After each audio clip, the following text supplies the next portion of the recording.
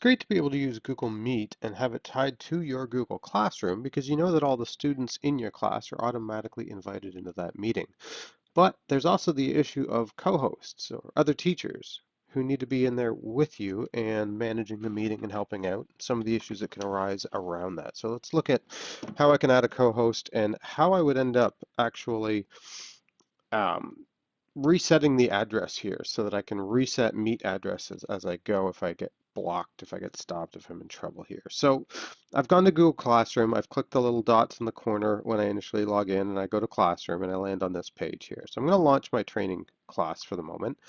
And up under people, I can see I've got a couple of fake students down here. I don't have any co-teachers at the moment. So if I had somebody that was going to teach with me or teach some of the same kids and they needed to use that same meet room because we've got it all set up and that's where the kids know to go, I'd be able to come up here to teachers and invite some more teachers here. So I can go ahead and type in whoever I need to.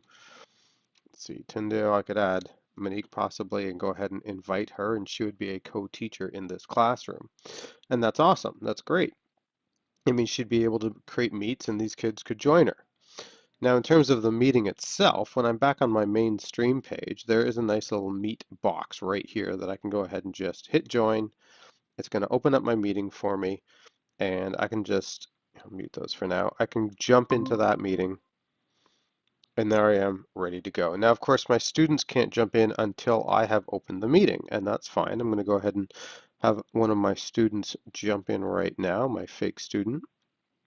So they're going to hop in as well. And once they're there, here we go, I can go to that people panel and I can see who's in there. Now, if this wasn't a student, if I had other kids in there and this was my co-teacher, then within the Meet, I can actually go and click on these three dots and add as a co-host.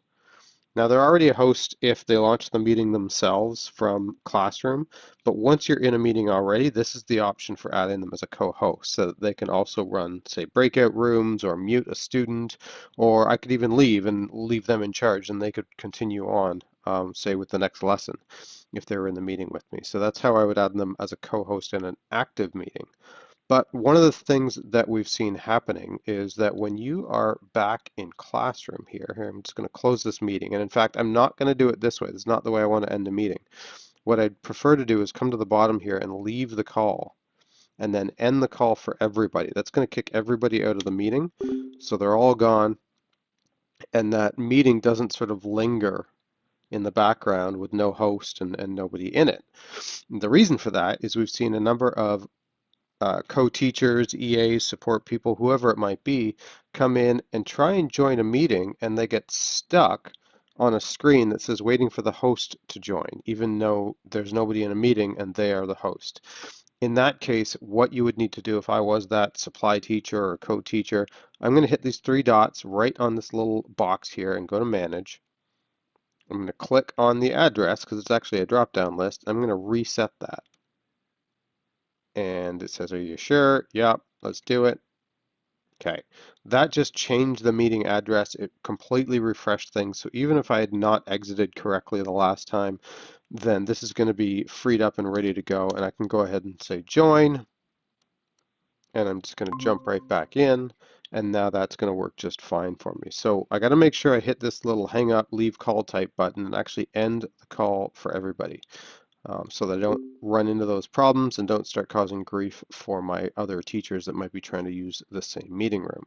So that's two big things there that you'll want to make sure you do is ending those meetings correctly as well as actually going ahead and resetting those when necessary. So it's going to hopefully help alleviate some of the little hiccups and issues that we've seen happening in Google Meet as of January 2022.